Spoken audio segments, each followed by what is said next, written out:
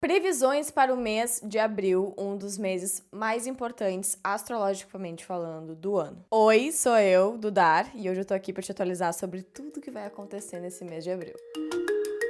Se você está no YouTube, não esquece de apoiar o canal lá no Spotify. E se você está escutando no Spotify, não esqueça de assistir também o vídeo para você conseguir olhar minha carinha no YouTube. Não esqueçam de dar like, comentar o que vocês acharam e também seguir os canais. Isso ajuda muito para que a gente continue fazendo esse conteúdo aqui para vocês. Abril vai ser um mês super agitado astrologicamente. Nós vamos ter 12 conjunções, que é um aspecto bem importante. No dia 20 de abril, a gente vai ter uma conjunção de Júpiter e Urano, que é uma conjunção super importante que não acontece há mais de 14 anos. Teremos um eclipse no dia 8, o primeiro ciclo de Mercúrio retrógrado do ano, e a Vênus vai estar muito rápida nesse mês. Ela vai ingressar em 2 signos diferentes, o que é um pouco anormal. Mas calma, vamos organizar tudo isso, entender o que isso significa. No final do vídeo eu vou te dar os melhores dias, os dias mais tensos e os melhores dias para conversas importantes, dates e também para lançamentos. Eu praticamente vou te atualizar sobre absolutamente tudo. Praticamente resolver tua vida. Brincadeiras à parte, saber o que tá acontecendo astrologicamente ajuda muito a gente tomar as decisões certas aqui embaixo. Então vamos lá. Pra quem gosta de acompanhar as fases da Lua, eu vou citar elas aqui pra vocês. No dia 2 de abril, a gente tem a nossa Lua minguante no signo de Capricórnio. Depois, no dia 8, a nossa Lua nova, que também é um eclipse solar. Essa Lua aí sendo bem importante, bem intensa. É o início também da nossa lunação ariana. Então, também tem aí um simbolismo muito importante. De inícios, novos começos, revisões, enfim. Sendo um eclipse solar, a gente sabe que fala um pouco sobre o futuro, sobre a gente criar coisas novas para nossa vida. E sendo no signo de Áries, também tem esse impulso, né? Essa energia do guerreiro, de vou lá, faço, coloco a cara. Então, é uma lua muito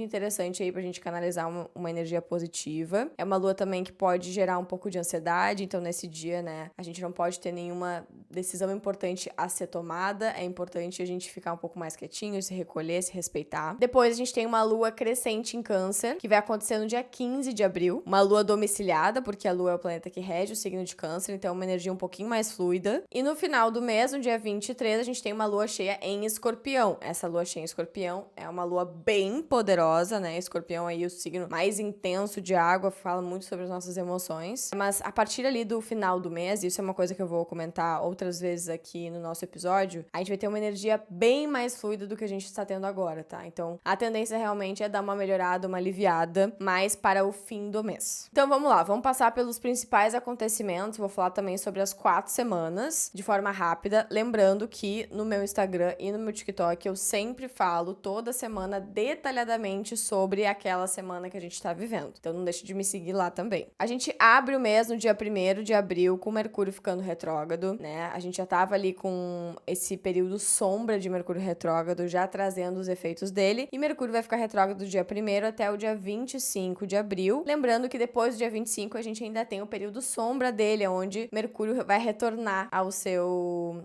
movimento direto e colocando os pingos nos is das revisões que ele vai começar a fazer agora, do dia 1º até o dia 25. Os efeitos desse Mercúrio vocês já estão cansados de saber.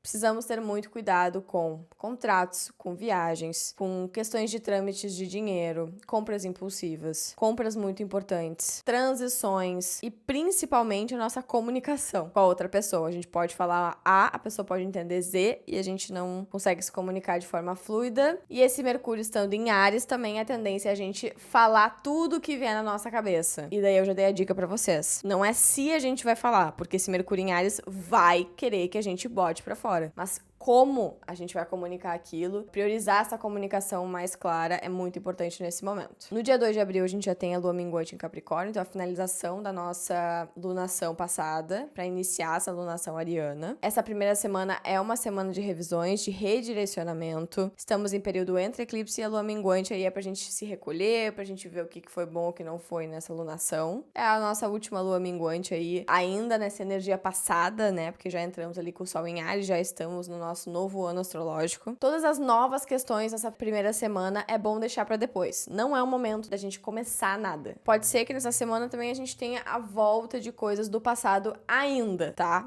Logo mais a gente vai virar a página, mas ainda podemos ter esse retorno do passado, ainda mais com esses eclipses. Nessa primeira semana a gente vai ter essa conjunção do Sol com o nó do norte e o portal energético 4 do 4. A Vênus entrando no signo de Áries, então o primeiro ingresso da Vênus no signo de Áries. E um sexto bem importante de Vênus e Plutão. A Vênus em Áries, ela não se sente muito bem, tá? Porque a Vênus, ela é uma energia um pouco mais passiva. Áries traz essa ação, né? Esse impulso pra Vênus. A gente não vai ter meias medidas pra tratar dos assuntos de relacionamento. Repito pra vocês, essa primeira semana aí, essa primeira fase de lua minguante, é mais de recolhimento, né? Se possível. No dia 8, a gente já tem o nosso eclipse solar. Esse sim, um dia bem de recolhimento. E teremos no dia 10 uma conjunção de Marte e Saturno. Esse dia 10, que a gente vai ter essa conjunção de Marte e Saturno, é um dos dias mais tensos do mês, na minha opinião. A outra vez que a gente teve essa conjunção foi na pandemia, que foi quando a gente teve o nosso primeiro lockdown.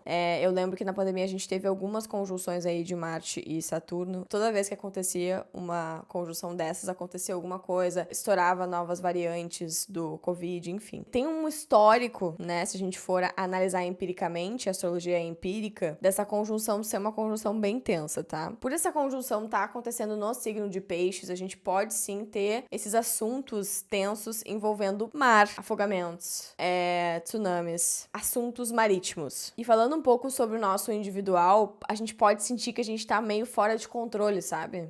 A gente quer controlar, quer assumir a responsabilidade por alguma coisa, quer fazer as coisas de forma linear e a gente sente que tá sem controle perante aquela coisa. O lado positivo dessa conjunção, porque a conjunção é um aspecto neutro, tem o seu lado positivo, é que pode trazer um grande impulso aí, né? Uma grande coragem para projetos que estão em construção. Mas, como eu falei, essa conjunção, ela tem um cunho, assim, um pouco mais tenso mesmo, devido ao seu histórico. Então, nesse dia 10, eu não recomendo a gente tratar de questões muito importantes. Depois, no dia 19, a gente vai ter Sol entrando no signo de Touro, então vamos mudar a nossa energia, vamos tratar de questões taurinas, e a partir desse dia, a gente vai ter que ter uma energia de estabilização, de estruturação. Falar um pouco mais sobre a nossa materialidade, sobre o real, que é o que Touro fala. E nessa semana, do dia 19, que é quando o Sol entra em Touro, a gente tem vários aspectos fluidos e vamos ter também uma conjunção muito importante, que é a conjunção de Júpiter e Urano. Essa conjunção não acontece há 14 anos, gente. É muito babado. E vai acontecer no grau 21 do signo de Touro. O efeito dessa conjunção, ela começa a ser sentida antes desse dia, tá?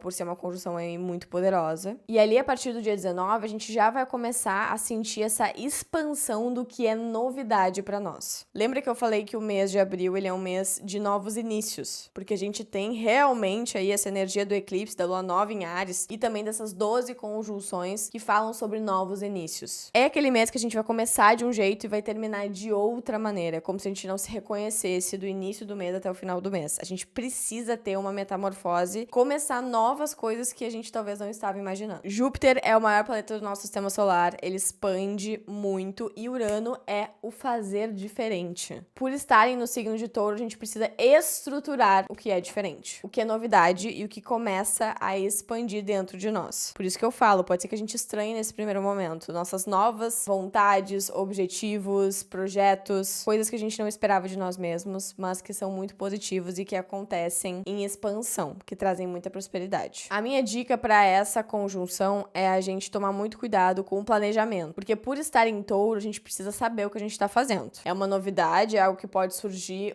assim meio do nada, mas a gente precisa ter planejamento a partir do momento que a gente decide fazer aquilo. Não faça nada sem planejamento. E a minha última dica para esse mês é: a gente precisa saber os nossos valores, precisa saber o que é inegociável, porque se a gente vai estar em muita transformação durante esse mês, a gente não pode deixar as coisas que são inegociáveis para nós. Elas podem ser ressignificadas, podem ser realocadas, mas a gente precisa saber muito bem quem a gente é, para essas transformações, essa grande expansão não alterar quem nós somos. Para finalizar o nosso mês, a gente começa a ter o fim do Mercúrio retrógrado no dia 25, a gente começa a ter a Vênus entrando em Touro, entrando num signo que ela se sente muito bem. A gente tem ali no dia 30 Marte entrando em Áries, que é o signo onde ele fica domiciliado. Então, o final do mês ali, gente, depois dessa conjunção, ele começa a energia ficar mais fluida, o que é muito positivo, porque a gente tá passando aí por um momento bem turbulento. Então, ali depois do dia 25, a energia vai começar a andar pra frente. Pra acabar nosso episódio, eu vou trazer os melhores dias pra vocês. Os melhores dias pra lançamento em abril. Gente, abril tá sendo um mês bem ruim pra lançamentos. Se der pra deixar pra maio, eu acho ótimo. Até porque a gente tem Mercúrio retrógrado quase todo mês, né? Mas enfim, vou trazer aí se realmente não tiver como lançar em maio. Dia 16 é um dia positivo. Dia 17 pela manhã é um dia positivo. Em último caso, dia 26, mas